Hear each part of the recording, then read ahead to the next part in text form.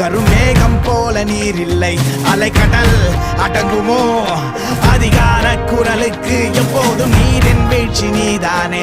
உன்னை நீந்தி கடக்க முடியாதே ஒரு பனித்துளி, அது எரிமலை அணைத்திடுமா?